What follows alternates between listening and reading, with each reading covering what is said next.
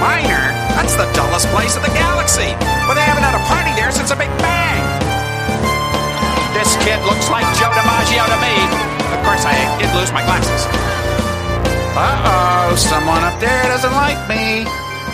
Welcome to The Good, the Bad, and the Sequel. This is the movie podcast where we're talking sequels, and we do it in two parts. The first, an interview with an actor, someone involved that made the film worth watching. And the second, a discussion of the sequel, what they got right, what they got wrong, and how it could have been better. I really hope you enjoyed last week's interview with legendary B-movie writer, director, producer Jim Wynorski. The stories that guy told, and he told it the way it is. Really, he just said how he felt, and we talked Munchie and so much more.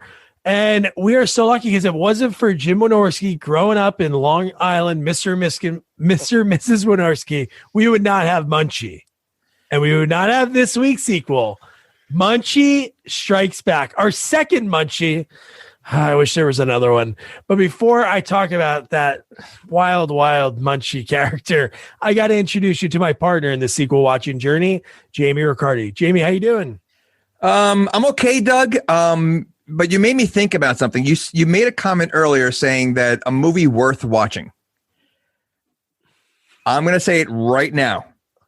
And this is a bold statement, but this might have been one of the top 2 worst movies I've ever seen.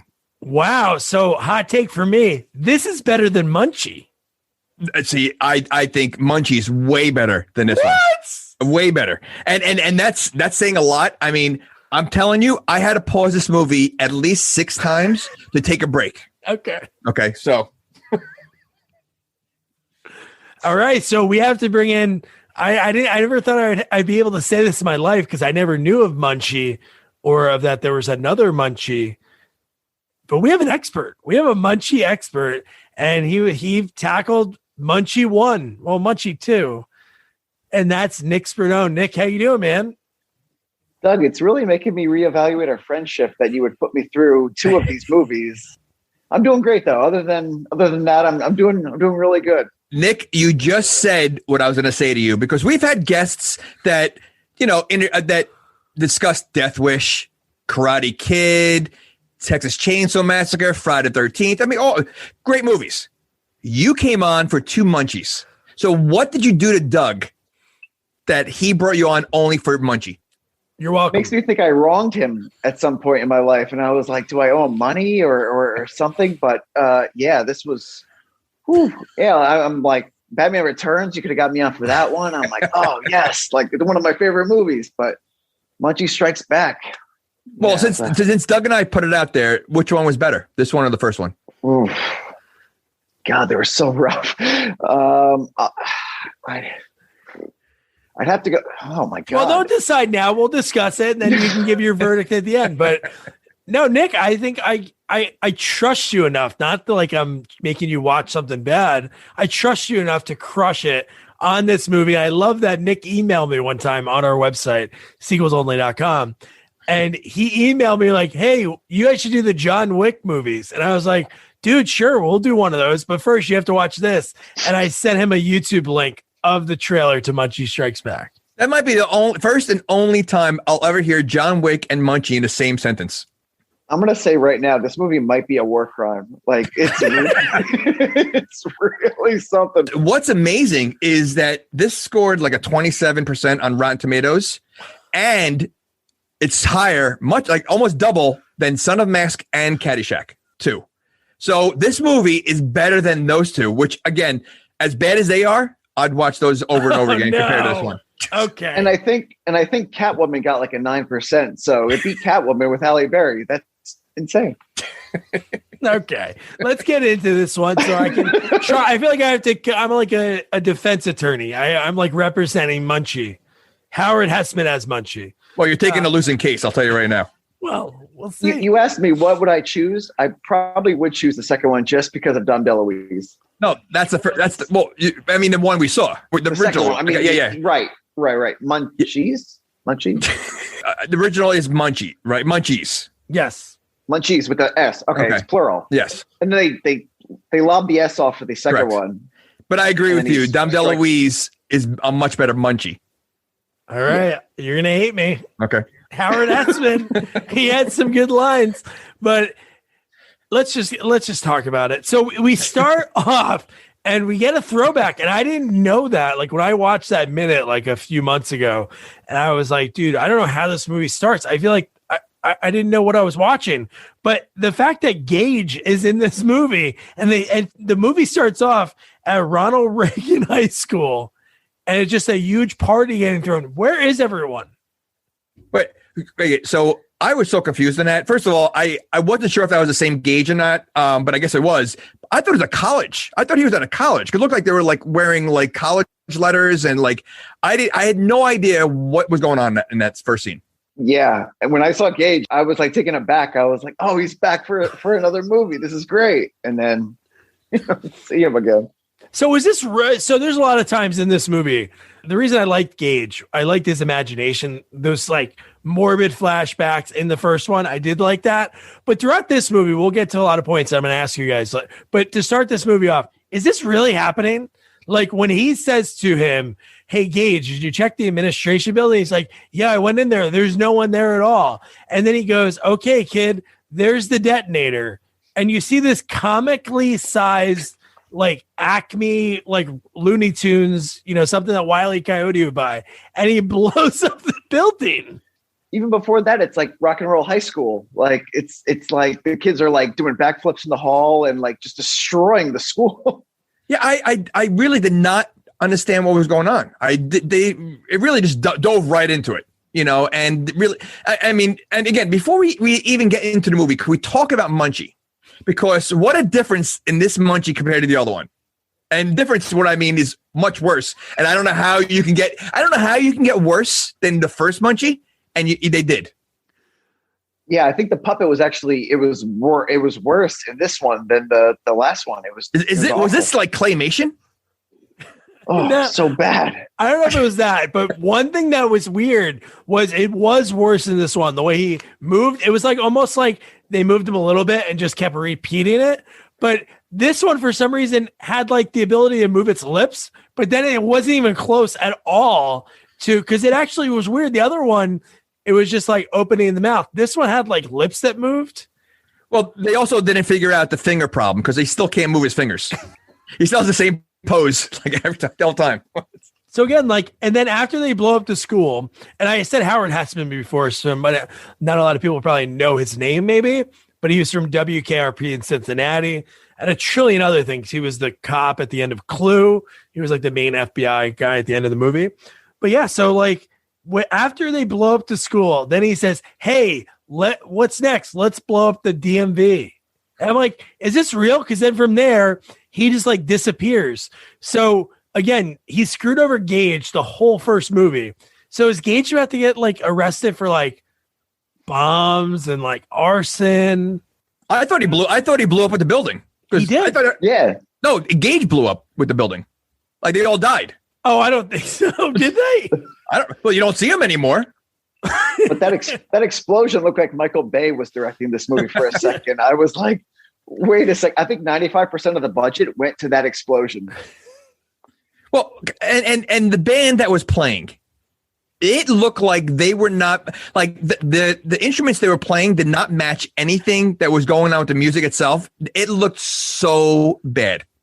The direction was literally just get on stage and just like, don't even worry about strumming or anything. Just jump around, have fun, have a blast. It's almost like they were just on there doing air like instruments without any music, and then they added music after. I believe that. They're probably just actors that he knew, kind of like the band of the first one and the band at the dance at the end of the movie. So here is I have a lot of favorite parts of this movie, but this part was this no, seriously, when this scene came on, like I watched it with my wife and she was like doing schoolwork and I'm looking over, I'm like, what's happening right now? Why are we looking at Elvis, Marilyn Monroe, Cleopatra, Abraham Lincoln, and Colonel Sanders? Colonel Sanders. Eating a piece of fried chicken. See, now this is why I thought they all died, because isn't he kind of like in heaven or whatever that is? Yeah, I thought that's where he was. Like he was at the gates and Thomas was reading him like his judgment. Right. So I think everybody died in the explosion. Can we just talk about Abraham Lincoln for a second? Oh, he looked like his a monkey. He looked like Planet of the Apes. He looked like Planet of the Apes. But he was looking at a $5 bill like he was high as a kite. Like he just got done lighting up with John Wilkes Booth in heaven. But what a weird mix of people to pick, to stand in line up there. Like Colonel Sanders. Oh my God. Marilyn Monroe, though, she did look. Like Marilyn Monroe. Yeah. She was the only one because everybody else looked nothing like they were supposed to look. I bet Jim probably had a good time casting like Marilyn Monroe and Cleopatra. Elvis literally looked like one of those Elvis impersonators in Vegas that weds people like at one of the chapels. Like he was literally like, he went to Vegas one weekend and was like, you want to be in a movie? They were probably people that worked behind the scenes to save on a budget. You got the grip guy here. You got the cameraman over here. Just throw him in there, throw a costume on him, and that's it. So I did a little research on this movie. Oh, yeah. That's why you're the expert. I am the Munchie expert. And one of the guys was actually, one of the band members was actually one of the like music supervisors or something like that. Oh, Chuck Torino. Yeah, I have a couple of these throughout the podcast. So just to give you a little heads up. So the guy who he calls, again, I love movies like this. It feels like they write the script and they put like almost like Mad Libs, like insert hip person here. Because at this part, he's like, hey, what are you, Judge Wapner? And it's like, okay, people's court joke for kids. Oh, there's a lot of them throughout the whole movie. There is a ton of them, just as like the first one. But how about when he's going over the things that Munchie has done? He says, I didn't write down all of them, but he said, you're responsible for the Hindenburg and you caused Chernobyl. What the hell? But I can believe that, though. I mean, I can too. I mean, I don't know if you guys saw the HBO series Chernobyl, but I think I saw Munchie in the reactor at some point during the movie. I was like, who is that? Like, who's that guy that can't move his fingers? Well, he kind of has the same, like, if you look at his face, his nose, where the color of the black, the way it is, and his hair, he almost looks like Hitler. He has like a Hitler look to him. No, he does. Yeah. Does. So I mean, that is rude. Wow. So how'd you like when they chimed in? Like, so obviously they're all in this like heaven kind of place, like purgatory, and the fact that they're all hanging out behind like a rope, like they're going into a club or they're going up to like the pearly gates. The fact that they ask them as the voices of reason, hey man, little Munchie, I know we did a little bit of things, but why don't you give him a shot? It's not as bad as we used to do. I'm like, dude, fucking Elvis, did you do Chernobyl? Hold on a second. Was that Elvis or Rodney Dangerfield? You sounded a little like Rodney. No respect at the Heartbreak Hotel. Was Colonel Sanders a real person? Yeah. Or he was? Yeah. Okay. He made delicious chicken. Yes. Well, you know that for a fact he was a real person? Yeah. Why would you know that? Who wouldn't know that? How would you know that? You're in commercials. He's only in commercials. Why would you know that he's a real person? Well, he's not a real colonel, but so is Ronald McDonald a real person? Well, yeah. He's like the fourth in line now. The one that's in the commercials now. I think you're thinking of John Wayne Gacy. I think that's So then in order for Munchie to not get sent to whatever the nebulous galaxy, they're like, oh, that's the worst star in the galaxy. Which again, where are they in heaven or do they just send people around I don't know. Well, I mean, if you go back to the movie we did before, he was in a box. Like, so right. What does the box have to do with like heaven? Like really, this movie doesn't do anything with the first movie. Like, I feel like it's a trend. Remember Sorority House Massacre 2 had nothing to do with the first one. So it is a trend with these sequels that Jim does. It just like, it really doesn't explain like why he has to prove himself. Why is he going to heaven? Like, yeah, it doesn't even his whole backstory. There's nothing. Oh no, there is a backstory though, right? Because he's later on, sort of. Yeah, sort of. Yeah. Okay. But like, did he die? And is that why he's up there? Or he's up there just to like, is it like, It's a Wonderful Life and he has like a chance to like make amends? Like, I think there's no like, so he's getting punished for blowing up the building? Yes. That's what he said. He said, you're causing all these. Oh. And again, if they knew that he did Chernobyl, the Hindenburg, what was the one? Atlantis, all these terrible things, you're going to let him be near a kid? Like, well, really? Not only that, how many chances does he get? I mean, all these things happen at different times, you know, in forever. So why they keep giving him another chance? And why the chance you're going to give him is with a kid. Every time. Sounds very irresponsible. Yeah, like who is this guy to give this monster to do all these things? Like put him in the hands of this family. It's just the guy that's talking to him kind of looks like a little monster. The guy in the blue robe. Yeah, he looked like a flasher. Like he was gonna be like. So that might explain why he keeps going down to, you know, different things. Yeah, yes. I thought he was like a big time actor or something, because the way he was coming across was like he had like gravitas in the way he spoke, like he was like, I don't know, Peter O'Toole or Laurence Olivier or something. But no, he was a tool, all right. But so then we get a long credit sequence. Roger Corman presents, and then we see Leslie Ann Down. Well, first of all, I was waiting for the clacking teeth again. I was like, wait, where are my clacking teeth? You know what? I almost would have preferred that than what we had, because the time warp. Yeah, it looked like it was going on too long. Again, I think the first one went on long too. This might have been longer. These credits. Everybody got a credit. This one, like the caterers, like somebody baked cookies for the set. Like it was a long title sequence with the same music. The same music as the second one. Yep. Ooh. So Leslie Ann Down plays the mom in this movie, wife of former guest Donnie Fauntleroy, and you saw his name again, director of photography. And just the fact that she was in this movie, obviously her husband was working on it, so why not? But she's in Pink Panther Returns. Her credits are just unbelievable what she was able to do. But one thing, how quick did you catch on that Andrew Stevens was not the same guy from the first movie? Why didn't they do that? Wait, he wasn't? No. It took me half the movie and I'm like, wait a minute. So he's not. He looked like him. It's the same actor. Oh, but it's a different character. Why? He looks the same. He acts the same. He looks the same. That made no sense. He's not injecting animals with cancer in this one, though. But you know what, though? I honestly didn't realize that until like near the end. First one, his name's Elliot, and this one it's Shelby. And that's what he does. He's trying to inject things with diseases, and I'm like, but this one, he's like a CEO of like a organization, and I'm like, he's really still is creepy. He's still as creepy. How about at least like change his personality a little bit?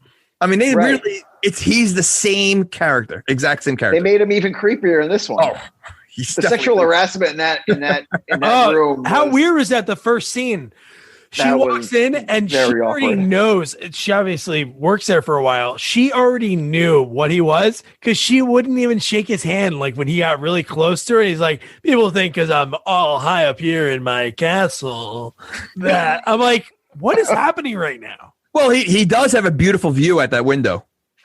It's the cartoon background that was in that window was ridiculous. Yeah. But yeah, the creepy sexual harassment and just, oh my God. So it comes up later in the movie, but just for people to know, in this scene, he wants her to go to Mexico City because they're going to open up another office. And he says, well, who's going to head the new accounting department? So again, he's like, he wants to get with her. He's married. He's like, oh, my wife can't make it. But he doesn't understand that. He's basically telling her on the spot, hey, I want you to run this new office in Mexico. Why aren't you like cool with doing this? And hey, find a sitter. He was like, if you really wanted to, you could. Like, fuck this guy. Like, who does he think he is? He was pushing hard on that. I mean, yeah. So hard that he fell. You know what? Okay, so we got to talk about a song because the chair he falls a few times, but in this one, he falls over a chair. His legs are straight up in the air, but he can't get out. He can't get up. He's like a turtle. He's really is like a turtle. It happens multiple times, and every time he falls, he has a hard time standing up. He can't get out of. It's like he's stuck in a position he falls in. So then the next scene when she says no, and then when she goes to her desk, she's talking to her friend, and she gets fired. Yeah. God, why didn't she? That's what made no sense. Like Nick said it before. Why didn't she hire a lawyer like right away? This is the movies that were shown to kids that a boss can arrest a woman and nothing comes of it. Because that's what I thought it was going to be. She was in a very depressed state, like throughout the whole movie. So I don't think she was thinking clearly. Because I think part of her was even thinking about accepting it because she knew. Well, at this point, I didn't know about the father.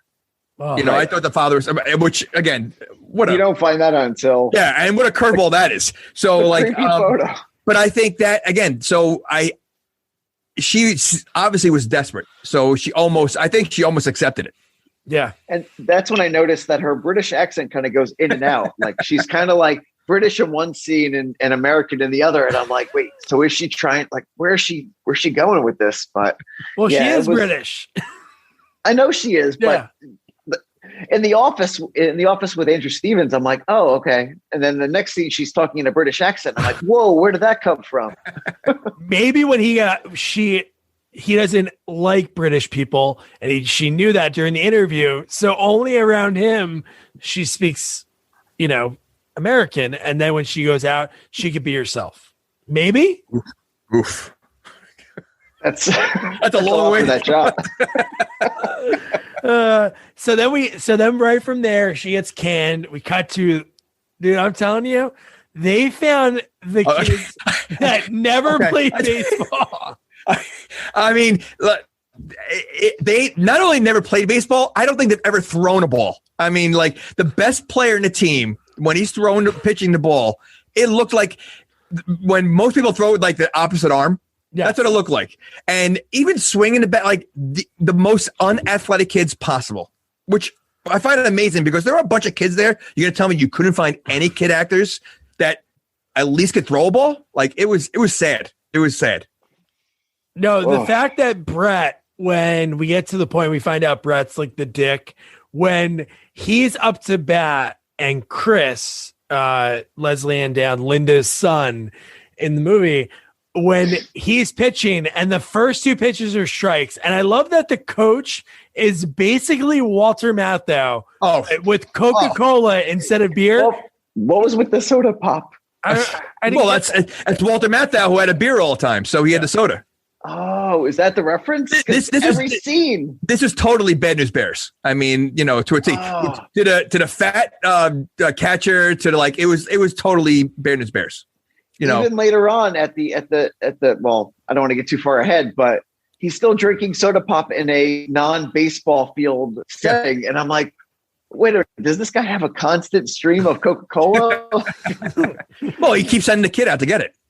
And I just remember I got to say the one line where he says singles don't win ball games, home runs do. And I'm like, well, sometimes singles do win ball games. I mean, if there's a runner on third. Well, considering his team is wearing shorts while the other team's wearing like a full baseball uniform, he doesn't know what he's doing. You know where he's from, right? The coach?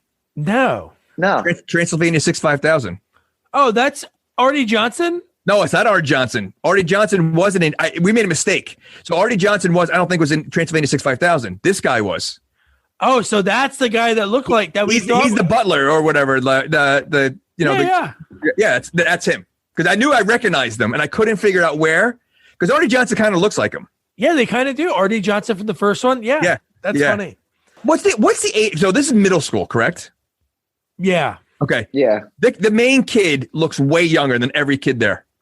He's a little short for he's a sixth grader. I mean, not even just short though. He looks younger. I mean, he looks like he could be in like fifth grade, where they look like they could be freshmen in high school. No, that's true. Yeah. So, like I was saying before, it was like strike the first two pitches that Brett, like the best player, air quotes, his swings are horrible. And then he hits the home run. And one of my favorite lines by the coach was when he says something to the coach, Brett, and he goes, keep your mouth shut. I know where you live. And he just goes to swinging back again. What does that mean? Like, I mean, for a coach to say it to a kid, like, what does that mean? I guess if he was drinking like Walter Matthau, you were like, oh, he's gonna beat his ass. But when an adult's just drinking Coca-Cola, No excuses. Creepy. Like, but one thing I have to give to Jim Wynorski, honestly, like how he finds these young actresses that go on to big things. So the girl in this movie, she was on The Secret World of Alex Mack. Like right after this, she was the main friend on that show. Then she went on to and then she went on to do like 2 more series. So that's the girl that Chris loves. He has the eyes for in this movie, Jennifer. The one that's like about 4 feet taller than him. Yeah, I know. Yeah, the height discrepancy is very very obvious. Did you like their uniforms? You mean hold on? You mean the only clothes they wore the whole movie except for the dance scene? Because they wore the uniform pretty much the whole movie. That is true. I mean, he even slept in it and then wore it the next day. Well, also too, they have a big game against the Hillside Stranglers coming up. So I mean, they got to get going on that. And I'm like, Hillside Stranglers, amazing, named after a serial killer. Like, what is going on with this? But this movie does happen. Like, this is Friday. So they basically save the having to do school shots, so they have a lot of background actors, because there's nobody at the baseball games.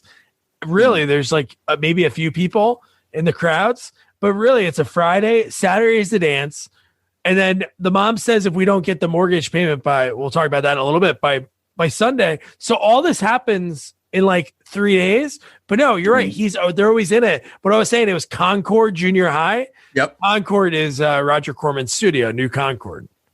but you know what though, you were right about fans, because when they show like certain scenes, there's literally I think 4 fans standing up next to the dugout. Yeah, and that's it. And the mom, who's we find out is a single mom at this point, doesn't go to the kids' game. That's what I was going to say. I was like, he has to go home and tell his mom what happens in the games. And I'm like, she doesn't go to her son's baseball. They seem to need each other. They're both missing the father. You think like she would like be there supporting her son, but no. I mean, the father's not there. Pretty recent. It was what, last year? So there was definitely no support for the kid. Not cool, man. So how'd you like the neighbor? So the neighbor is the principal from Munchie, and wow. Oh, is he? He's the principal, the one that gets all like the food dumped on him? Yeah. Oh. So it's a principal from Munchie, and just again, if I had a neighbor like that, especially again, he's got to know that the husband died. He comes over like complaining about a sprinkler and his award-winning tulips. What's happening? And why is he wearing knee pads? I was gonna say he's wearing cutoff jean shorts, a blue paisley shirt, and knee pads. Well, I'm like, what is he going with? I looked him up on IMDb. Do you know what his real name is? Oh no, Dick Ace, something. Ace. Oh. Wait, Ace Mask. That's his name, Ace Mask. He looks like an ace, man. He looks like. But I mean, like, he's wearing like a cowboy shirt, knee pads. Like, what is he? And he's just cutting flowers. Yeah, I don't know. I guess he maybe double uses those knee pads. Whoa! What else can he use it for? Softball. He's a catcher in softball. Oh, okay. Yeah. So this the part again. It's a kids movie. The dog is like yapping, barking at Linda, and when she actually kicks the dog, and then it like smirks a little bit, I was like, "Oh my god!" You see that in movies, but they always turn the camera away, and you hear like the dog like squeal. Yes. You see her kick this dog. Yeah. I couldn't, and I don't think they exchanged the dog for like a prop. It looked like the real dog. Oh, it was. This dog deserves an award because it got punted. Like the dog got punted by this woman, and I was taken aback. I couldn't believe it. I was like, and yeah, like you said, they show it. The dog is like a stunt dog because he also got ran over by a lawnmower. So right. the dog is definitely got his money's worth. The dog should be the highest paid actor in this movie. Well, I got news for you. I think the dog was the best actor in the movie. So do you think that was in the script or on the spot? Jim Wynorski was like, "Okay, Leslie, I want you to kick the dog," and she's like, "Kick the dog? Yeah, just kick the dog. Give it a little kick. And she didn't know her own strength. Because who's kicked the dog before? So she was like, or like, I think like, like the pet trainer probably said, listen, we got to be delicate with these dogs. So he probably pulled her aside and said, listen, he thinks we're going to move the camera away, but you're really going to kick the dog, like an ad lib kind of thing. And because I mean, look at that. If you're watching this on YouTube, you look at that picture, like she's kicking that dog. There's no missing it. Fun fact. This inspired the Jerky Boys to do the "You Kicked My Dog." Is it real? Or no? Oh my God. That would have been a great story. That'd be great if they did say that. Yeah, we were watching Munchie Strikes Back and we were like, whoa, this would be great. Or maybe they were inspired by the Jerky Boys. Oh, you know what? Maybe. That sounds about right. It sounds like something that could have bled into the script. Want to shop Walmart Black Friday deals first? Walmart Plus members get early access to our hottest deals. Join now and get 50% off a 1-year annual membership. Shop Black Friday deals first with Walmart Plus. See terms at walmartplus.com. So then we cut to Chris. He's laying in his bed and he's looking at a picture of his dead dad. This scene, I was going to say, this scene looked a little weird. Yeah. Because it's like the way he was holding it and the way he was laying in bed, it looked like, he could have been holding a magazine or, like it just looked weird. And the picture that he has too is like his dad's headshot. Like it's not like a nostalgic picture. It's like a picture that his dad took like 2 weeks ago at like, I don't know, like the mall. I don't know. Yeah. Like glamour shots in the mall.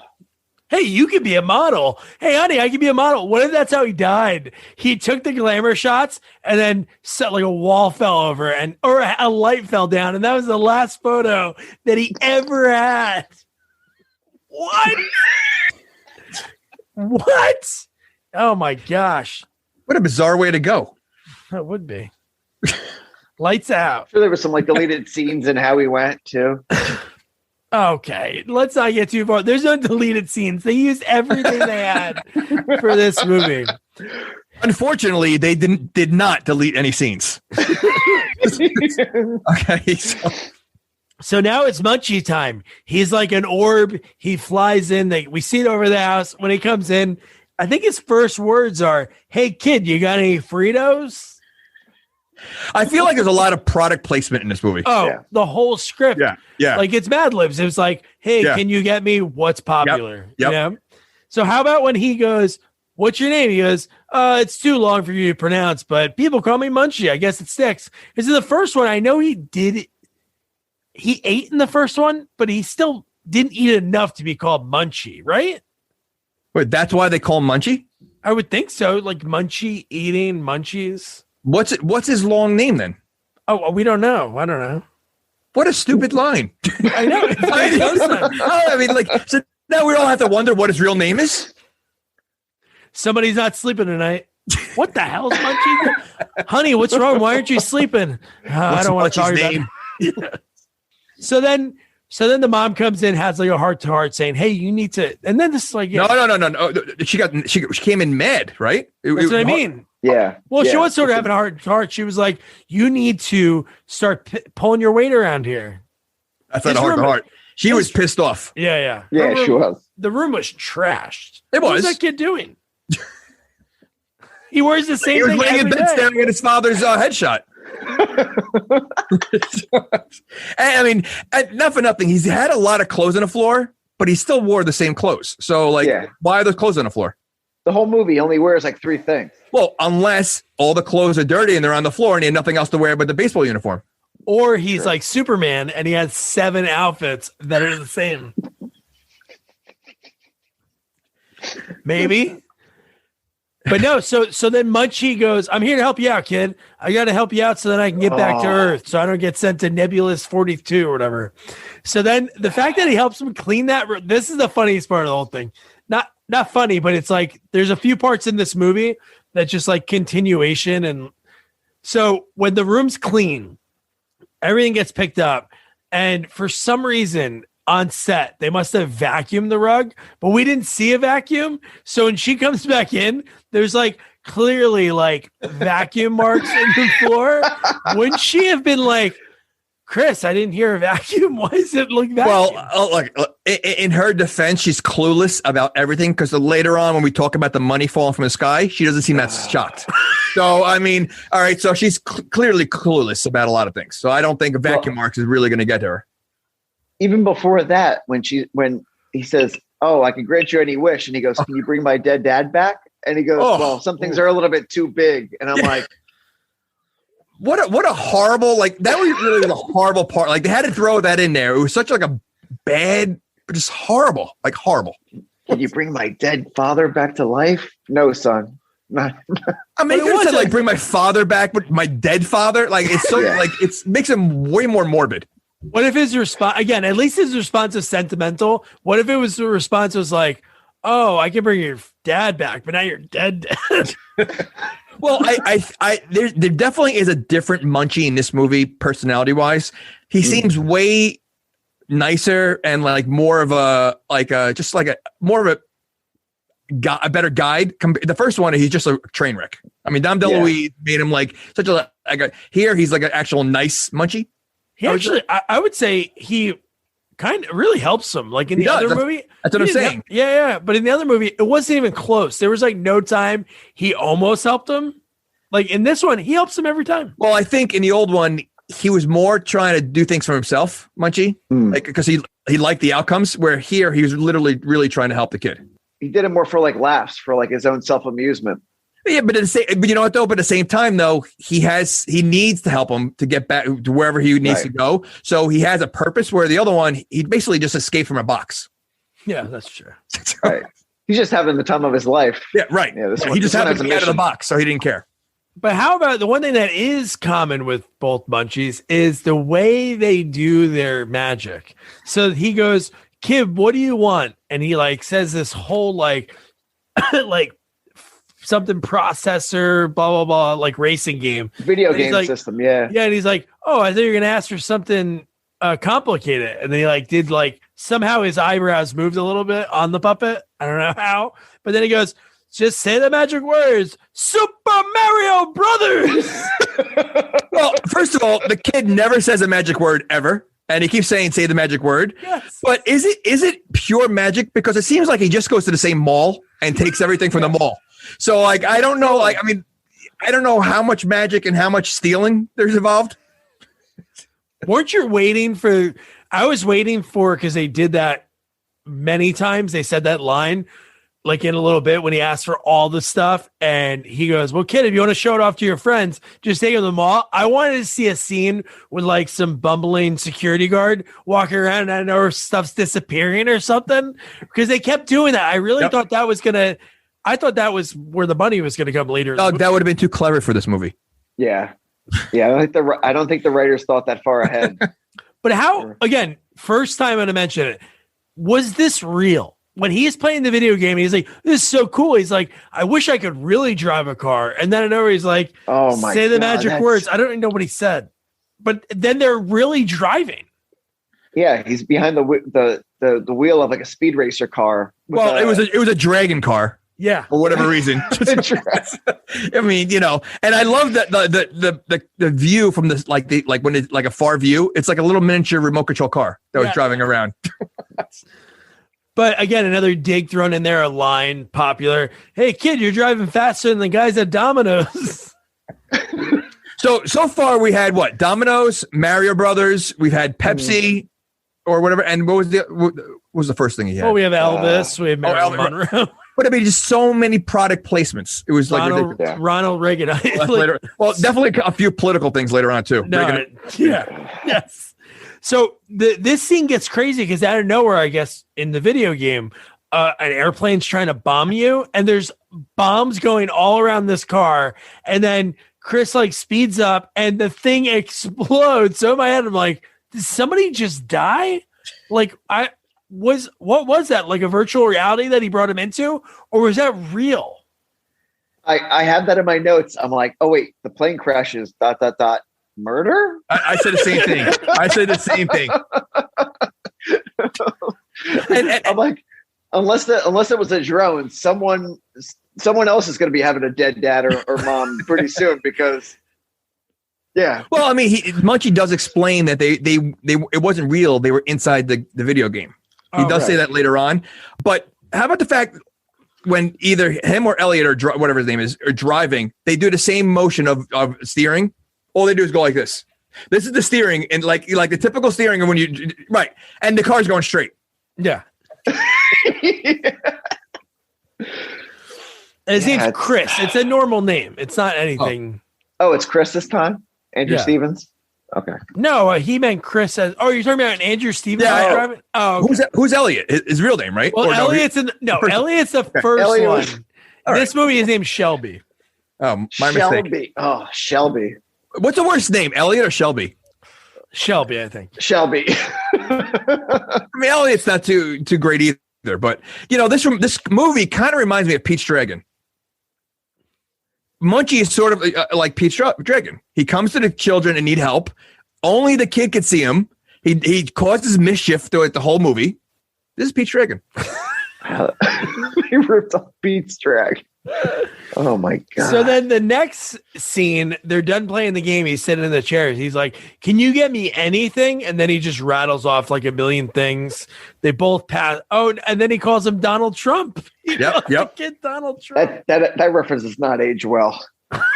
that's in the script. It was like, "What's popular at the time?" And there's just like so many throughout it. I wonder if those things he mentioned were toys at the time that were out there. Oh, I'm sure. Yeah. But I got to tell you, this kid is kind of a dick.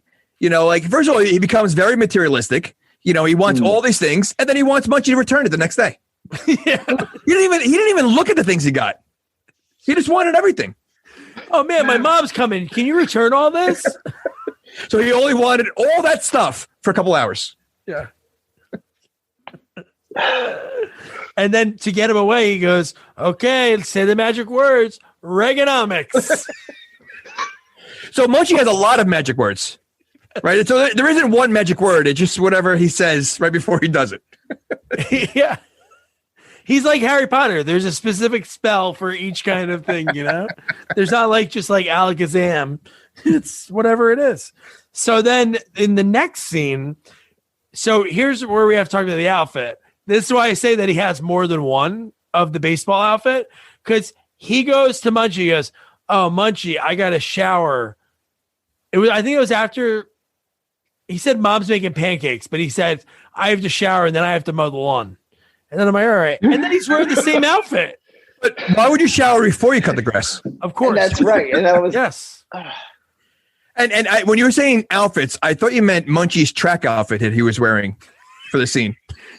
He was just like a senior citizen in the full Adidas, like head to toe track. But no, the fact that he goes to Munchie, he goes, "Mom says I have to mow the lawn before the game. I don't know if I'm going to get done in time." It's like, dude, she's pretty horrible. It's a scheduled game at 1:00, and you're going to make your kid mow the lawn and get tired. Like, and I don't think it wasn't a big property. It wasn't a big, but the lawnmower was bigger than a kid. Yeah. So, and clearly he's not too safe because he leaves it running when he goes to talk to Munchie. Right. And that's as soon as he lets go of the handle, the thing's still going. And I'm like, wait, the lawnmower's still going? It's still like, wait, lawnmowers turn off. They have like a safety on when right. When he you have to hold the handle to to make it go. So the fact that it was still running when he left it. Or the handle to go talk to Munchie, or the special effects department or the sound effects department in editing didn't know how lawnmowers work, so they kept the sound going, because that doesn't make any sense. But then Munchie again, again, this is like his like kind of mistake, because he wants to help and then he makes it go on like it's like a Roomba for like the lawn. So he just has this lawnmower just going around just mowing on its own. Like, why does this kid think that this is going to really do anything? Well, I mean, the kid also cutting the grass. He doesn't cut it in a straight line. He's like zigzagging all over the place. So, I mean, between Munchie and the kid, neither know how to cut the grass. No. And again, this dog, the dog is having a rough day. It makes a beeline for that dog, and it's. Well, considering the dog, I see. I thought you would have seen like fur like flying around, after and then like at least cut up a little, like a haircut. But the dog, all he had was like a little dust on him. Like he had like black dust on him. That's it. And then, so the only thing really from that scene, besides that, Chris is talking to Jennifer again. Brett shows up with like his fancy bike, and she hops on. Then they go to the game. So now it's time for the big game against the Hillside Stranglers, managed by Shelby. And I love that it's our buddy Peter Spellos was the umpire. That was cool, man. Did you know that or no? Going into the movie? Yeah, I knew that he was the umpire. Yeah. Okay. Yeah. No, it was funny. It was great. He was funny. Like he is great at selling it, like with his improv background and the roles that he knows that he's in a B movie and he hams it up. And it was just so funny, like with the 1 strike, 2 strike, 3 strike, 4 strike. That's he looks like an umpire. Like his face, he's got that. To him. Yes. But this whole scene reminds me of Bugs Bunny. Oh, this whole part. So here's the first line I have. Isn't Shelby supposed to be in Mexico? But maybe that was a lie. Maybe it was. Maybe he just wanted to get her somehow. Like, like maybe he was trying to set her up somewhere, I wouldn't put it past him. I would not. No, I wouldn't either. But isn't Shelby's son named Shelby also? Yeah. I realized that. I was like, wait, why? Oh, he's Shelby Jr. Okay. Or the 3rd or 4th or 5th or. Yeah, but they didn't even say Junior, so they say Shelby. So like, I mean, like your name is bad to begin with. You're going to give it to your son? Like, are you that bitter? Yes. Like, screw it. I'm not going to be the only one named Shelby. Well, he is a bitter guy. Would you put it past that dad though? Like, no, that's true. Well, yeah, but to him, Shelby's probably the coolest name in the world. It is. That's true. So, his middle name is probably Shelby too. Shelby. Shelby. But the fact that he wore a suit like he's friggin' Greg Popovich for like a kid's little league game, like what's he doing after that? Is he doing business stuff? No, I don't think so. What's he doing wearing that at the game? But the other team had a middle school on their jersey, right? No, just Hills. It was the Stranglers. Just the Stranglers. No, the other team. Yeah. Concord Junior High. Yeah, that makes no sense. So why are they playing the Stranglers if they're like? Yeah. Well, maybe it's just like Hillside High School or Hillside. So their mascot are the Stranglers. Yeah, it's Hillside Stranglers High School. That's. So that's not bad then. And now, who's going to want to play against the Stranglers? Nobody. I wouldn't know. So then the next part, this is where I alluded to before we started recording, was the lyrics to the song. So we get like a little bit of a montage, but the song is no joke. It is Put Me in Coach by John. I had that in my notes too. I was like, they couldn't get the rights to that song, and they were like, just make up something.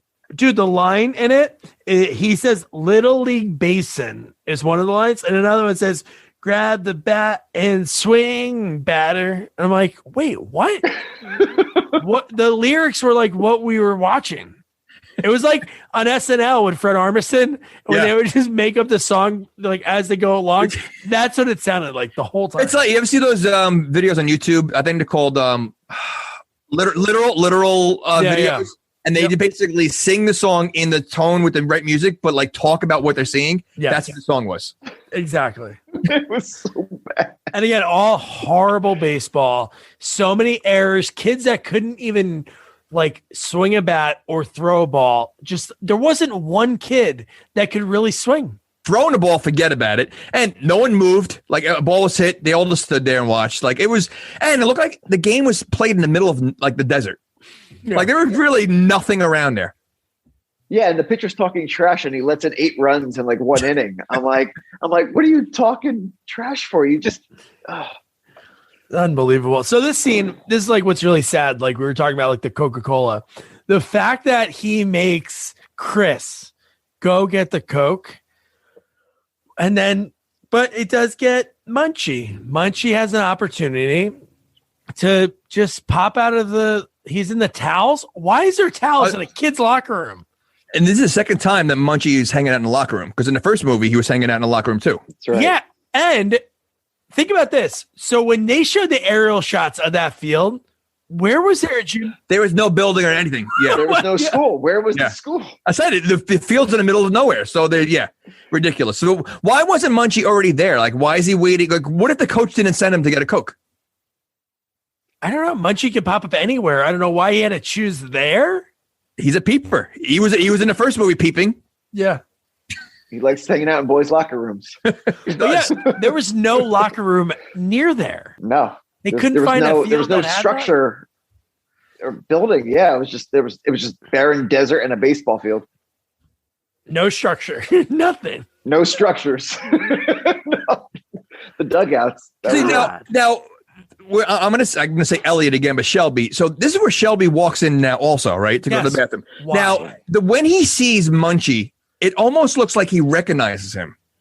The way he saw him, like, Right. I remember him from the first movie, and because he didn't seem shocked, like what is he? The monster here. He was like he sees what's going on. So like that was weird, because if it's not the same character, he didn't seem that surprised. So yeah, let's talk about that, because that's what I thought. I'm like, so why? Like, why wasn't it the same guy? Because wouldn't that make sense? Wouldn't it almost be like, oh my God, I get another chance? I never thought in Right. my life that I could see one of these, but now two? Right. So, Or it's the same one. He thinks it's the same, or just, again, he has pretty bad memories and knows what Munchie's capable of. So I thought he would be like, all right, I see what's going on here. The game's gonna be fixed or something like that. We got to because then I got confused when he's like, he's not worried about the little kid. He was worried about the best player on the team when he just saw Munchie knowing that he's interfering in the game. yeah. So it was a whole confused thing going on right now. But did he know? Right. He didn't see Munchie or anything yet. He did. He was Munchie was Yeah. talking to the kid in the bed. No, I know, He but- sees him in the locker room. No, I know, but the why shower. was he following a kid into the? No, he wasn't. He was going to the bathroom. No, I he was going to the bathroom. Yeah, he was Oh. going to go to the bathroom, and when he sees him, there's like Yeah. recognition. Like he's like, Correct. "Oh, you again?" Right, right. That's I've seen this exactly. before. I agree. That's But he hasn't. that's the image he had when he said that, and that's why I still thought it was the same actor, like it's Yeah. the same character. Yeah. So yeah. So No, I honestly didn't catch it until like around this point too, because then I went on IMDb and I was like looking at both of them. And I was like, dude, why is it not the same guy? So how about when he's talking about like the people that he's helped out in baseball, like with his Munchie hat and his Munchie, Oh, which I do love. I'm not gonna lie. are we talking about the reference? The No, pitcher Babe reference? Ruth. Yeah. Well, he says Babe. Oral Hershiser too. He says Oral Hershiser. Munchie does. Yeah. At one point, he mentions Oral Hershiser. I'm like, what kid is going to know Oral Hershiser? well, the kid didn't know anything that he kept referencing because he goes, "Oh, Right. before your time." He said it multiple times throughout the movie. And he Yeah. didn't know Babe. He's like, Babe Ruth. Who's that? And he's like, oh, well, he's one of the. I helped him out, and I helped out a bunch of other people. Because then later he says Joe DiMaggio, like in the next scene. But the fact that in my head I go, okay, so this guy Munchie caused the Hindenburg kind of around the same time that Babe Ruth. So like, does that cancel out if he helped So- Babe Ruth? So does it mean he shouldn't be in the Hall of Fame? Asterisk. There's an asterisk. An M, a circle around it. And you Albert tell Klein me, Munchie. these kids play baseball. I mean, No, clearly they don't. No, they Well, don't. okay. They attempt to play baseball. What kid who's playing baseball has never heard of Babe Ruth? Yeah. And he goes, oh, there's a candy bar named after him. Like he name drops the candy bar. So there's another plug. And to be honest, if he did say Oral Hershiser around that time, he was on the Dodgers, and this movie's Yeah. clearly in California, so they should know. But again, these kids don't even know what a baseball is. That is Like, true. They really? can't even throw a baseball. Yeah. Oh, not yet. So then we talked about Shelby like peeping and almost falling on the bar soap, doing a little bit of gymnastics. So then that we, was his physical comedy is something. You know what? From That the is chair. 100%. I mean, even falling into the garbage can, like his physical comedy is pretty good. I'll give He's you eating that sells scenery. Yeah. Yeah. so then in the next scene, then we see Shelby see hey, this is this creature that can like disappear.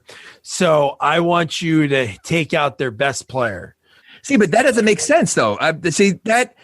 Why is he going after if he saw this creature that can do things, why is he going after the best player on the team? Yeah, that didn't make sense either. But the fact that he goes, I'm going to put $100 on top of your allowance. And this scene is just so good that I thought the kid was dead. Because he was laying there and not moving for like the first few times they showed him. that was absolutely like unbelievable. The fact that kid was First First of all, the fact that the kid can even aim it to hit the pitcher right in the chest when he was asked to do that is pretty amazing. Yeah, any Right kid. after it traveled around the world. Well, that's later on. It did like a Superman. Oh, is it? No, that didn't happen. Yeah, that was Chris's home run. Is the one that goes around the world. I thought that's the one that hits him in the chest. No, this is the one that this gets Chris, on the mound because we got to take out if we take out his best player, they definitely can't win. Right, and then they put in Rookie of the Year, who's throwing 98-mile-per-hour fastballs. The Bugs Bunny pitches, the screwball, and unbelievable. So here here is the clip so that we can talk about it. Look at that stance.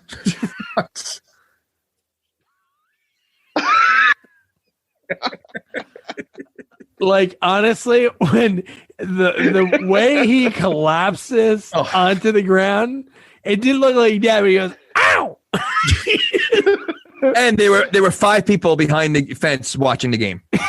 And the ball was moving so slowly, that someone was right off camera, just like lobbing it like under her hand, hit him like in the chest. But what a horrible batting stance that kid had. He had a hump. Yeah.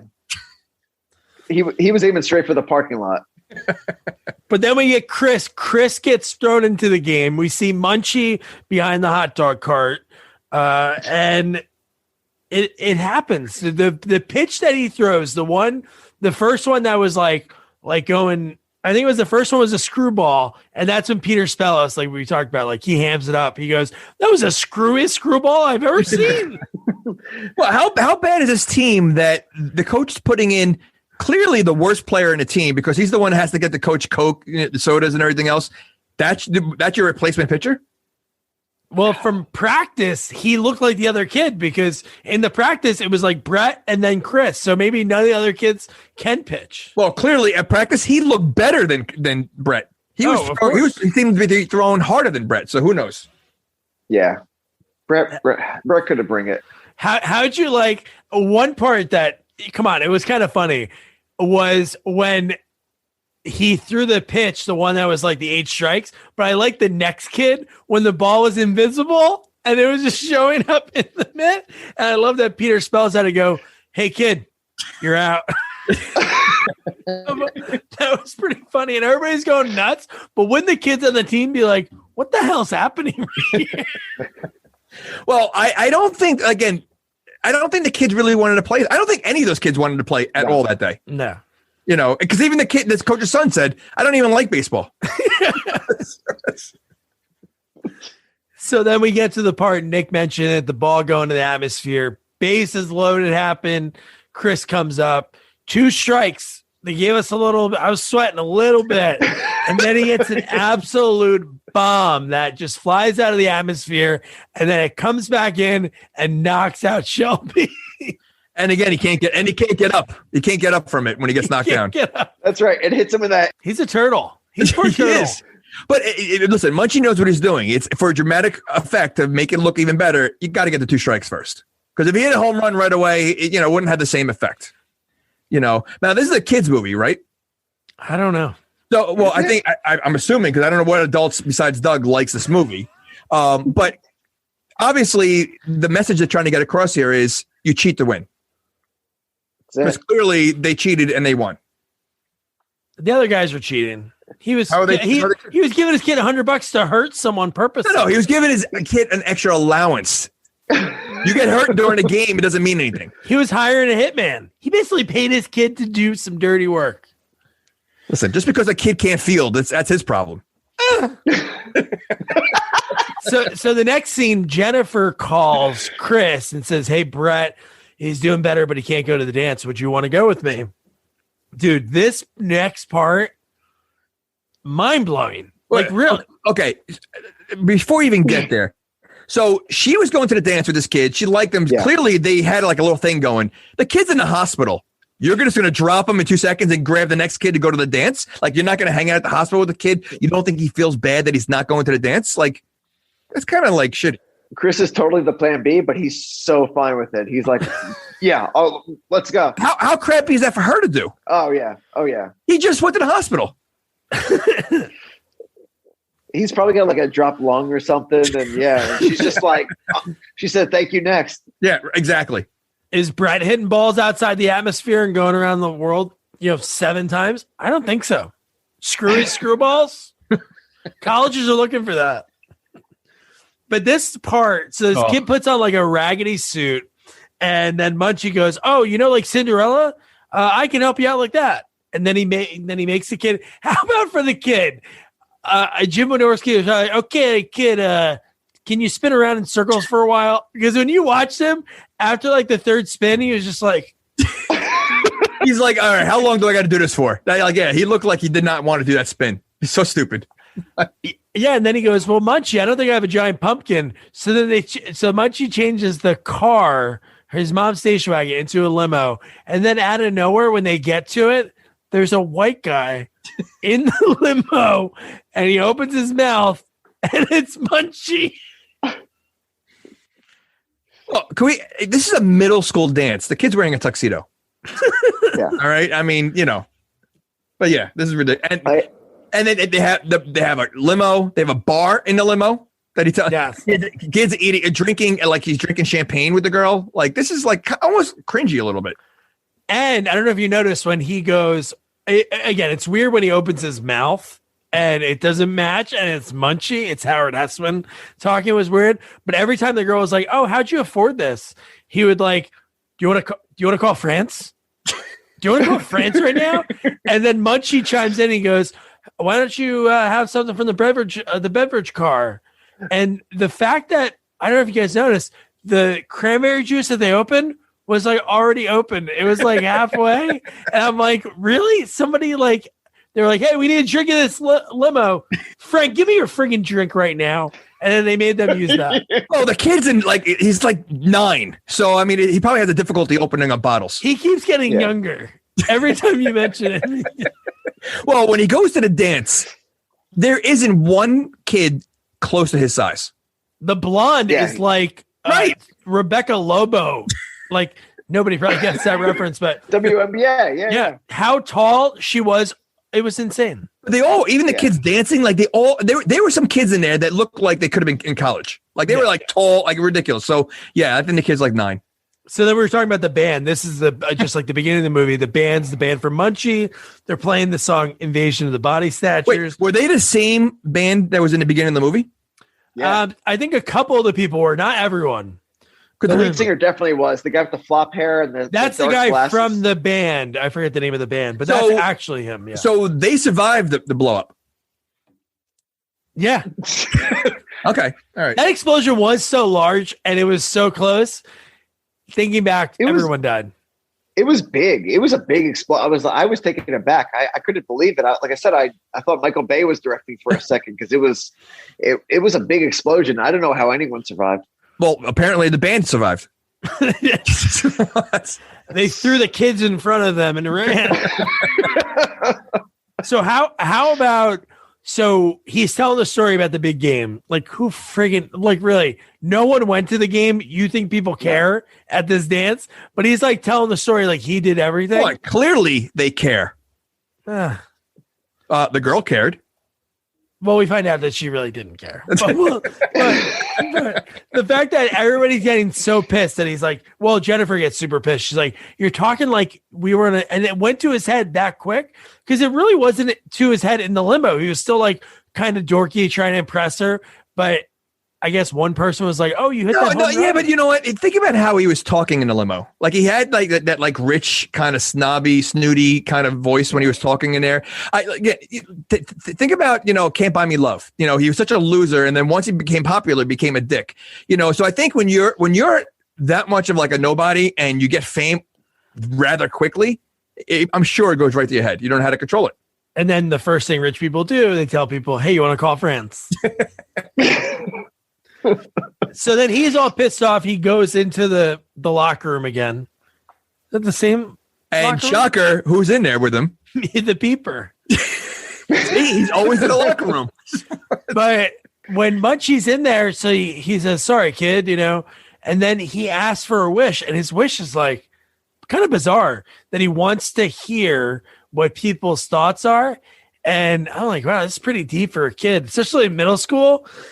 You're going to hear some like serious shit. And you know what? You think about it sounds like it would be something that would be really cool, but I think it would be the worst thing in the world. And I think the way they showed that in this movie was pretty cool. I don't like the movie at all. No, but I just think, again, for a kid to hear these things, those kids are thinking exactly what they were saying that, and that's so like, it was interesting to see it that way. What do you mean the fat catcher when he was like, you're going to take credit for everything? Yeah, like you're the only one on the team.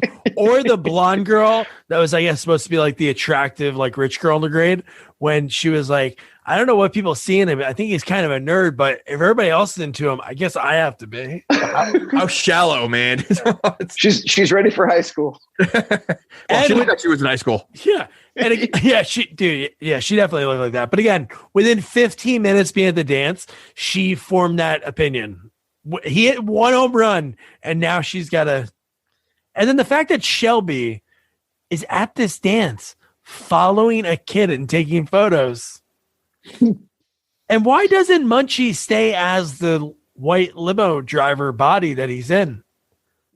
Why did he go back to be a Munchie? Because why wasn't he always like that? So he could always be around. I guess it'd be weird if some adult was hanging out with a 4-year-old. Well, it doesn't stop the Shelby. He keeps hanging out there. That's what I mean. And there's no security. So easily any adult can walk in there. I'm surprised the neighbor's not there. He did go to the party in Munchie as the principal. He was awkward. Oh, with the secretary. Yes. Oh, come on. You gonna tell me that movie wasn't better than this?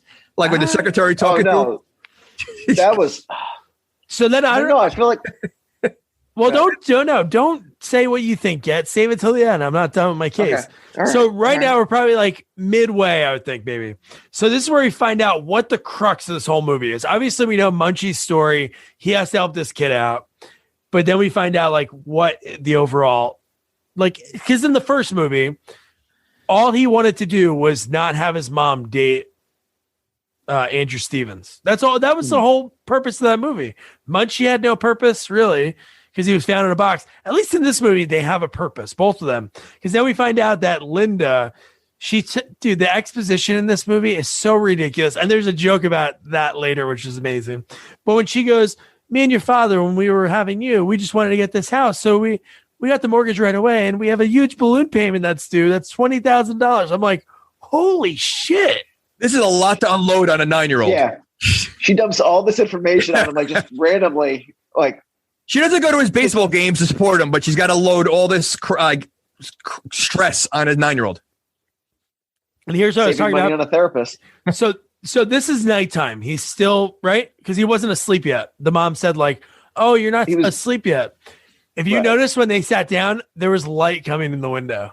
Like they shot this during the day. And it was so bad because you could see the shadow of the window frame. And then she said, is that where she goes, give me a hug? And he goes, why? And she goes, because I need one. That was a tender moment to me, Nick. All right. I mean, I know it's Oscar-worthy stuff we're saying here, but. Well, you know what? In all reality, I think she did the most acting in this movie. Like because she played like a drama role in this, if you want to call it. I mean, she did the best acting outside of the dog. Well, that's what I noticed. Something was up because every one of her close-ups is like, yes, like you could tell the lighting was so good, and I was like, there's got to be something. And then when she's married to the cinematographer, and I'm like, that makes so much sense. No, if you think about it, that is true. Every time she talks, even when she's talking to Andrew Stevens in that first scene, it's like that perfect like medium shot, like the close-up. No, that is true, but. So the next scene, Jamie, I know you like this scene. I bet you did. When Shelby goes to the museum. Oh, what? Why did he sound like Igor, the guy that worked at the museum? Like he sounded like yes. The scene is better than some of the other ones. Yes, okay. But I mean, he reminded me of Igor. Like he was almost, and then they're talking to the camera, like the way that it was a weird scene. I did like. How about his name? Empty Graves. Oh, yeah. And then he even says, empty graves, get it? And then he's like, fuck. I did like him as a character. He was just like had like one-liners, and he was just like he was like a goofball. Is this where you find out that he tried to buy a dagger to stab his teacher? Yep. No, he does, but he does buy it. He buys it at the end. Well, When he- He bought it. Yeah, but the best was when he says, "Oh, I don't know if you remember me. I was here on a field trip when I was a kid," and he goes, "Oh, I do remember you. You were the kid that wanted to get that poison dagger to stab your teacher." And he's like, and he like smirked, and he's like, "You wouldn't sell me that dagger." But now as an adult, it's okay. Yeah. Yes. Yeah. And then you see Munchie throughout history. You see Yes. the Munchie Sphinx and the Munchie crossing the Delaware. Yeah, it's kind of the same photos that not Artie Johnson had in the Correct. first In the one. right, where you see him. Yeah, Well, no, it was Artie Johnson last movie, but it's Artie Johnson was in Laughing. Not Transylvania 65000 Artie Johnson. Are they the same? Do they both have the same name? Ooh. That'd be really confusing. Yes. But so I do like when he talks to the camera because he's explaining Munchie throughout history, and then somehow Shelby knows about it because he like starts talking. He's like, "Hey, who's doing the exposition? You or me?" And right. He should know about it because he's the same guy in the first movie. Right. No, I know that does make This sense. is this is weird. They got to be the same character. Why are they changing name? Maybe he's like witness protection because that's what how did he end the first movie? Like what happened to him in the first? Well, he got arrested, He gets and then arrested. and then Munchie and Artie Johnson stole a commercial airline Okay, so maybe he moved to a new town, changed his name. and built an empire in a year. Oh, he was rich in the first movie, wasn't he? He dressed in he was like Hasselhoff in tracksuits and a gold chain in the first one. He looked like a gym teacher. Listen, you heard about that. Whoa! You're saying gym teachers don't make money? Well, they do make money, but not to have their own like tower like that. And have If you're a gym teacher out there, I'm sorry, I disagree with Doug. I didn't Listen, see some one people's- dodgeball in his office in that opening scene. And I don't think a gym teacher's opening a new office with an accounting department. Maybe the gym teacher is a side gig. Point. It's a good point. Oh my god! I mean, clearly he's into sports. He's the coach of the baseball team.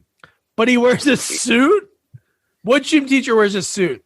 Well, listen, you don't want to bring your work home. I mean, if you're a masseuse, you want to do massages home. So, he wears a tracksuit all day and he wants to wear a suit once in a while. Dress for the job you want, not the job you have. Oh my god! So how about when he's gonna sell him? Well, he just sells him the poison dagger, right? That's it. Because the bird starts going like, "Rah, check his limit. Check his limit." I think the bird had more animatronic movement than Munchie. The Raven making the Edgar Allan Poe references. Yeah, that was good. And he goes, Nevermore. I don't get what you're saying. Right. What kid is gonna get that reference? Edgar Allan Poe fans. That's a lot of them in sixth grade. So then just before this scene, or right around the scene, is when Munchie, when Chris told Munchie, like, hey, I really need your help. I need $20,000. And then boom, it starts raining. Wait, is this where Munchie's like in his pajamas? Yeah, the sleepy time on him. And the hat, in the pajama hat. Like, we need to discuss that because you see this a lot in like, I guess, movies and like old timey. Like, what's the point of wearing a hat and pajamas? Wouldn't it fall off when you go to sleep? Right? I mean, like, Maybe your head's warm for a little bit. And I noticed in this movie too, like he has an actual bed. Like the last movie, he was like sleeping in a sock drawer. This one, he has a full size like twin bed. I'm like, wow, he's moving on up. I was thinking that earlier because we don't know how the dad died, but it's, I guess, I think I knew some kids growing up that had 2 twin beds in their room. Maybe the parents were hoping that they're going to have another kid one day. Oh, that's so sad. maybe Munchie somehow got the dad killed. And he has to come back and fix the situation at the house. That's why he sent to this kid's house. Oh, wow. Or maybe he was. Oh, maybe he was in the school when he got blown up. See? Oh. He could have been the principal or a teacher at the school, and now he has to go back and help the family that he destroyed. wow, He was early for a parent-teacher conference, and that's good. What I was thinking was that the reason there were 2 twins beds in there with Linda and the dead dad were they were a little rocky, so he had to sleep in the kids' room. I like my theory better. Well, they can both happen. He can have a rocky relationship. Linda goes, I'm not going to the parent-teacher conferences. You're a dick. And he's like, what do you mean? You don't do anything for him. So he goes by himself, blows up. And that's why she's even more depressed, because it was her fault that he went by himself. Oh my God, she's got survivors. She's got survivor. Munchie's 3. Munchie's 3. Survivor skills. Oh my gosh. Wait, hold on. This is Munchie's 3, right? This is the third one. I don't know. How do you label it? The first one's a plural, singular strikes back. So yeah, it is the third one, but really, is it? So yeah, so he finds out that they need the $20,000. So I don't know, or boom, it starts raining money. She's out on the lawn with the kid. They're raking up money. The local news is there reporting on this, and everybody's being really kind and not taking the money. Why wouldn't they be? Wouldn't that be like a free for all? Well, again, she walked out. First of all, not noticing the money. Then she's looking up like it's like she's getting wet like snow, like she's putting her hands up, and then she sees the money come down and does not look surprised. Yeah, like I what did you freak? I mean, besides, then you pick up all the money, but wouldn't you? And even the neighbors don't seem like they're concerned. Like, it's almost like this has happened before. It's happened before. The neighbor did get $35 or something. Something like 35. That, yeah. Well, he goes, this is mine. Yeah. And can we say the reporter's name without Hanna-Barbera? Oh, was it? That was the reporter's name? She says, this is Hanna-Barbera signing off. And I was like, Flintstones and Scooby-Doo, like, oh no, someone's getting sued. And that was the cop and Jim Wynorski's ex. Well, I don't know if they were like official dating. Tony Naples, who played the cop in Sorority House Massacre 2. The one that was like barely in it, that hated the DJ. He was the cop at the end? He was the cop at the end? No, she. Oh, okay.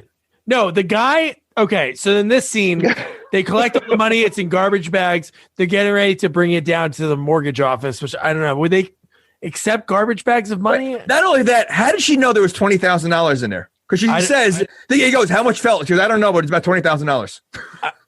No, I know.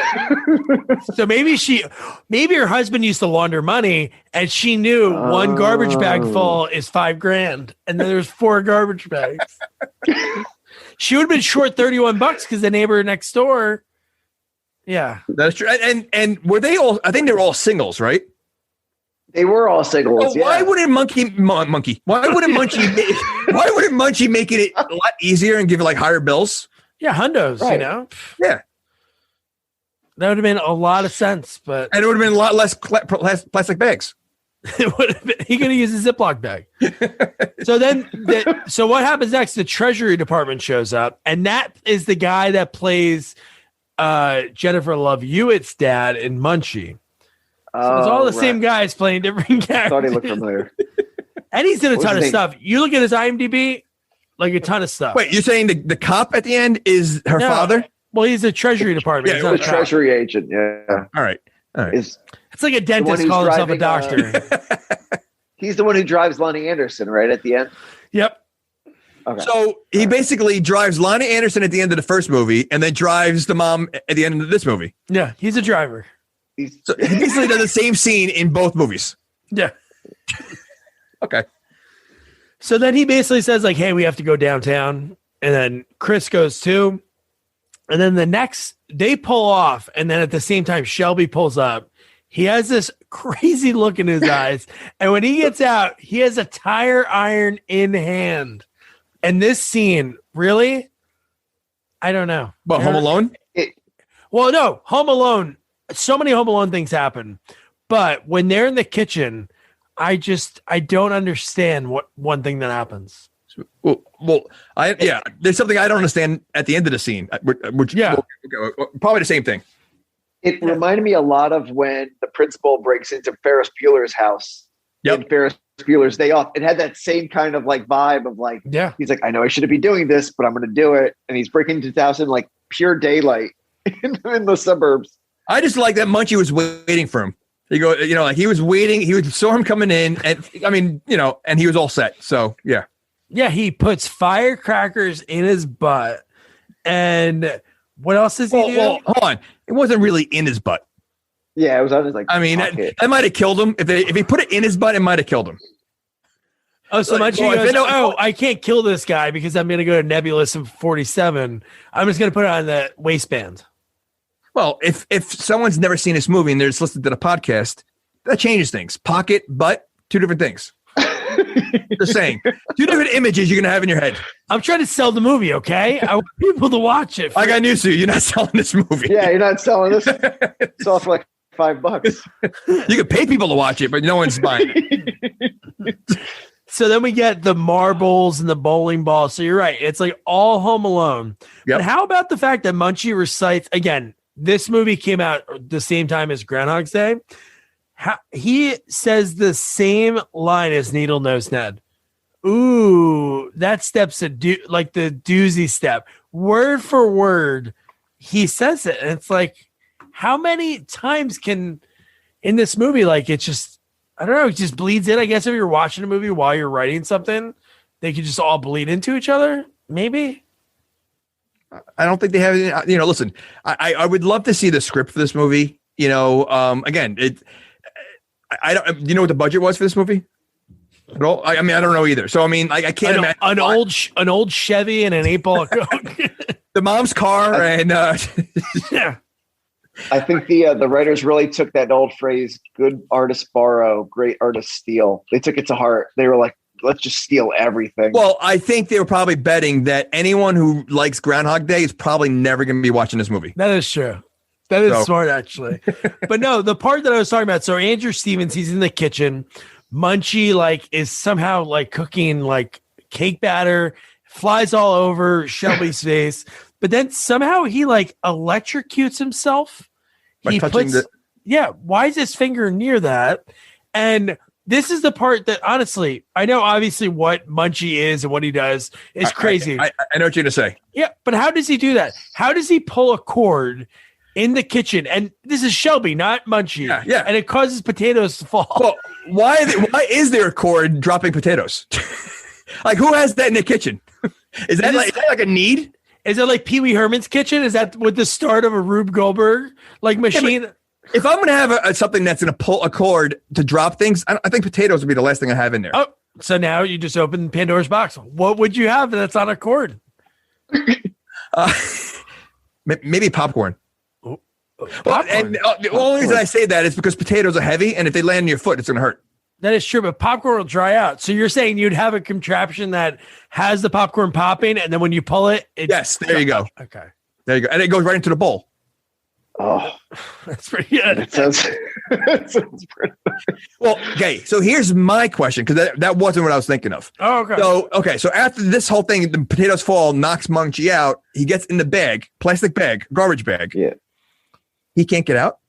This Munchie is able to teleport everywhere, disappear when he wants to, go in it, but somehow a plastic bag is the one thing that he can't get out of. That I is feel like true. it's all part of his plan, though. Like when he gets out, I mean, spoiler alert, he gets out later on. Yeah. Goes, hey, how'd you get out of the bag? He gets out later on because when he's in the bag, the Shelby's holding the bag together with his hands. Like he didn't tie it. Yeah. So he probably just threw it in the back seat and forgot that he didn't tie the bag. That's the same thing in the first one. He's in the car with Shelby and like teleports away, right? Is that what happens in the first one? I think so. Elliot, he is Elliot. Yeah. Well, yeah. But again, so like, why can't he get? It's like is like plastic bags is like kryptonite. Well, doesn't he say potatoes are his kryptonite? When they fall on him, he goes, well, he does say potatoes that, yeah. my kryptonite. Oh, he says that. Yeah, when they fall on him. Maybe Munchie caused the potato famine in Ireland. He didn't mention that. He was like Chernobyl and the Hindenburg. But well, I mean, I'm sure there's a long list. I mean, they had only pick out some of the big ones. So I saw him in Titanic too. Oh yeah, they should have said. Oh no, Titanic was in the first movie, right? I feel like that was in one of the drawings that Artie Johnson had. It was, I think it was. So then we get again a line that kids will absolutely love when he has him in the bag and he's running out and he goes, "I'm collecting for Jerry's kids." Jerry's kids. I heard that. I was like, "What kid is going to get it?" Jerry. Oh. No kid. So how'd you like the Shelby driving? That was a stock footage from the beginning of the movie, right? Well, yeah, the exact same footage. This is my favorite scene in the movie. What? Because it's almost over. So I knew when they were going to have the car chase, I knew the movie was almost over. And I'm like, you know what? I'm finally almost free of this. Oh, my gosh. So then this movie inspired Fast and the Furious, I think. Like they saw this car chase, they were like, we could probably do a little better than that. Well, Shelby drives the same way the kid drove. You know, he's the steering wheel. It was just back and forth the whole time. Although he was swerving a lot more than the kid was. That car was going. Yeah, no, the driving and the stock footage and just the way the car was bouncing around. But this is a part that, again, wish that we had more about it. So the Treasury Department guy, they get back to the house and they see Shelby like leaving, right? Like right at that time. And then so Chris tells them, the mom, about Munchie. And she says, I tried to tell you about him earlier, but I don't remember that. Well, he did. When they cleaned the room, I think he mentioned, and she goes, what's a Munchie? And then he said it like 2 other times. Oh, yeah. He didn't mention it like 2 other times. Took it back. Yeah. Yeah. Yeah. Listen, the woman wasn't even in his life for school. He didn't realize how depressed the kid is or at his baseball games. I don't think she, really paid attention to anything he said. Yeah. So when he's like telling these people, his mom and this guy they barely met, barely know, like, hey, there's just a creature that's helping me out. When this guy turns and goes, oh, Munchie, I had one of those when I was growing up. When he said that, I was like, oh, was he like a kid in like the first of this? Like, was he in there like in the movie? And I'm like, no, he wasn't. But maybe he was the kid in the first movie, and this takes place in the future when he goes back. But he said his name was Todd, and there was there's Elliot, there's Shelby. I mean, That's true. Yeah, he's probably went by a different name. I just love it was Evan like, 2 movies ago. I just love that he said like Munchie. I knew him when I was a kid, and I'm like, holy shit. So then we get the car chase, like the cops are following behind, and the car flip was like a legit car flip. Well, as the cops see them flying by, he takes his donut and chucks it in the back seat. Save for later, You don't want your partner eating it.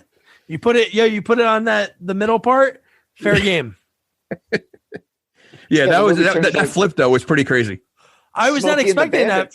Yeah, for this movie, I wasn't expecting like a real. Well, they blew up a building in the beginning of the movie. And after the car does that flip, it's still in pretty good shape. I mean, it still looks pretty drivable.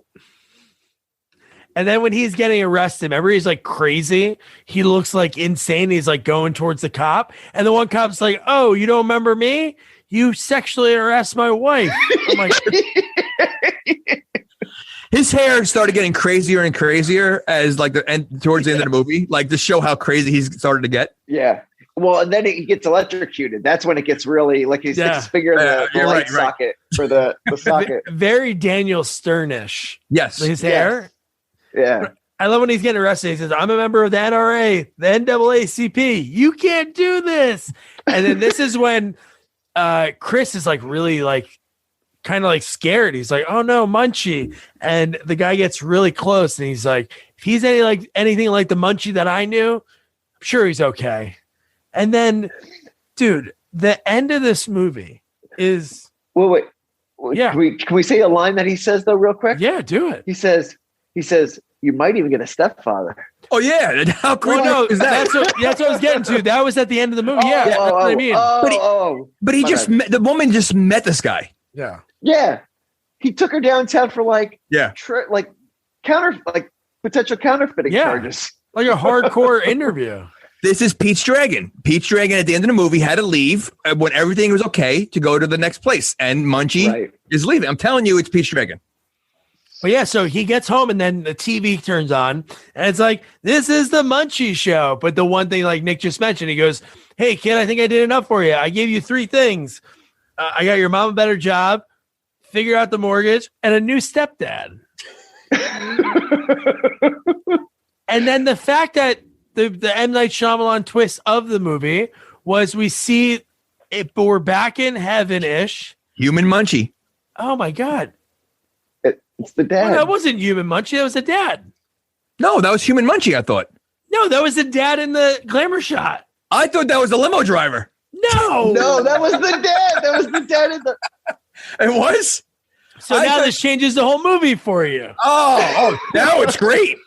It was the dad. I swear I thought it was the limo driver. Like he was like looking out for Munchie the whole time. And no, because that's why the guy said, "Oh, your choice is right for the family," because he was able to help him. And then you didn't see, you saw the back of his head. And then when he turned, you were like, "Oh, he should have done this at the end."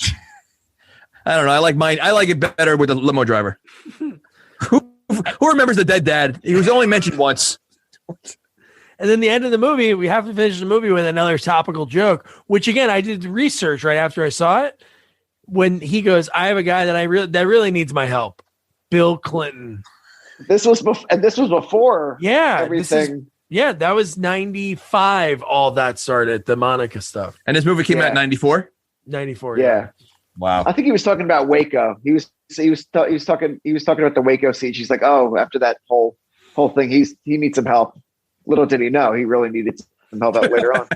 Well, I think Bill did get help. Well, maybe Munchie was involved in that, because that's something Munchie would have done. Wait, are you saying Munchie turned himself into Monica Lewinsky? Is that what you're saying? I'm just saying he might have been involved somehow. He had the camera in the corner. the Zapruder. Maybe he supplied the cigar. Yeah. You know. He was watching in the bushes from the grassy knoll. He is a peeper. He is a peeper. All right, so that was Munchie Strikes Back. Oof. We'll go with our guest first. Nick, again, is this an Oscar movie that you tell people to watch? But the most important thing, was it fun to watch? Was there parts of the movie that you're like, you know what? That was fun to make fun of? Because sometimes it's so bad it's good, right? What a sell. Oh, man. It's wait, before you answer, don't get bullied into it. You have your own, view of what you think. Don't let his bulliness, just persuade you. Well, considering I thought the second movie was, quote unquote, better than this one, and I wouldn't have recommended the second one. I don't think I could recommend the third one either. Maybe the first one was okay. I don't know, but yeah, it really. Well, the first one had nothing to do with this guy's not even in the original movie. Which guy? No, there's no Elliot? No, Munchie isn't in. No, I know, but is Elliot in the first movie? No, nothing's in the first. Remember, we watched. Then it must be a great movie then. Oh man. Okay, Nick. Yeah, no, I think you earned a better movie. So now after watching these two, I was gonna put together a fake thing to make it sound like there was a third movie called like Return of the Munchie, but I didn't have time. It's like the next movie I'm going to get is like Godfather 2 or something, right? Like something like really, really good or no? I'm assuming most people in Godfather 2 are probably dead. We could try. I'm not sure what, De Niro's doing nowadays, but. Well, I think Pacino looked dead when he was sleeping at the Oscars last week. I don't think you have to ask me. I think you know my answer. Yes. Doug, this, and I'm not kidding when I say this, it was hard to watch. I watched it late last night. I literally had to stop it multiple times because I had to like play a game on my phone. I had to get distracted because I couldn't sit there for an hour and a half and watch this movie. So you said earlier, like one of the worst. What is the worst movie that we've done? Okay. I think there's like, when we say worst, there's like categories, right? Like, so like Terratoons, that's a rough movie to watch. It's so bizarre that you have to watch it. What's like worst movie? This might be there, man. This might be one of the worst ones. No other movie that I had to stop a few times. I had a hard time watching this. I really did. I would say Son of the Mask for me personally, because I only laughed like 3 times in that movie. And I, this is how sad it is. I always remember it, and I always mention it whenever we talk about this, when he turned the nosy neighbors into a nose. Yeah, but it did have some kind of joke here and there. Yes, as bad as that is. Wait, the dog trying to kill a kid, a baby? That's hysterical. Super Babies? You're saying Super Babies is better than this?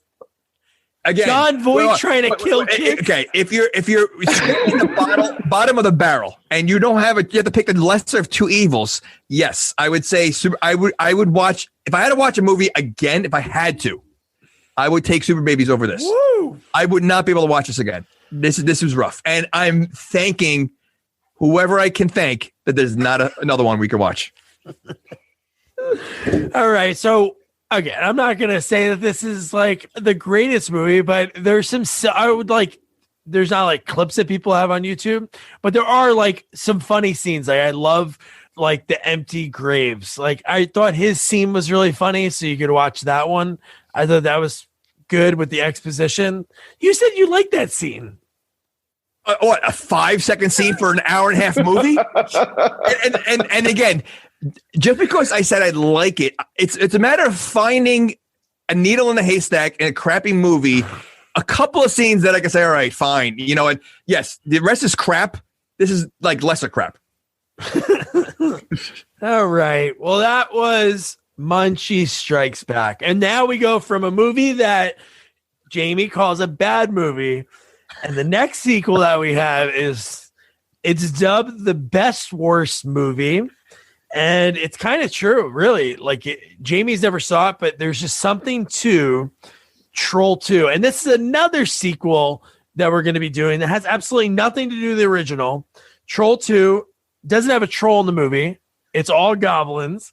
And because that movie was made, I was lucky enough to interview probably the nicest, right? Would you say he's the nicest guy? Yeah, he's definitely a cool guy, man. He was now before you even go any further with that, because I want you to explain who it is. What's the difference between a troll and a goblin or whatever you just said? Trolls are 3 foot 6 inches. Goblins are shorter than that. Okay. And they like coins. Now, since I didn't see it yet, based on this review of this movie, do you think I'm going to think that movie's worse than this? Better? I would say because that movie, Troll 2, when you're watching it, you know what it is. It's a movie that was shot really quick. I knew what Munchies was going to be. So so I think we had the same idea of both movies. So that's not going to be. It just again, knowing it's a bad movie, but I knew Munchie's going to be a bad movie. Yeah, but Munchie was made to be a good movie. This was well, I think when they made it, they wanted the first movie did well enough that they made a sequel to it. No, this movie was shot by an Italian director, didn't speak English, and he wanted to shoot it in America, and it's like the whole story behind it. So before, the story. Okay, so I get it. So you're going into it, it's a different kind of look into the movie, and you should watch the documentary right after, I think, or whenever you want to, because it does have some really cool. So it's like almost like a grizzly. Yeah. Yeah. Okay. Sort of. All right. I get it. All right. So again, the nicest guy ever, George Hardy. An Alabama boy, went to Auburn University, a dentist who always loved acting. He was working at a practice in Utah, went out for an audition and landed the role of a lifetime. Michael Waits, he plays the dad in the movie. And man, he loves the role. He embraces everything that has to do with this. And it's really cool when you really watch the documentary after the movie or however, because he's so touched by the people that watch it and love it. And, you'll love him. He was a blast to chat with. Again, thanks, Nick. Don't forget to review, rate, share our podcast. Follow us on all social media at Sequels Only. And don't forget to check out our website, sequelsonly.com. Good night. Good night. Good night.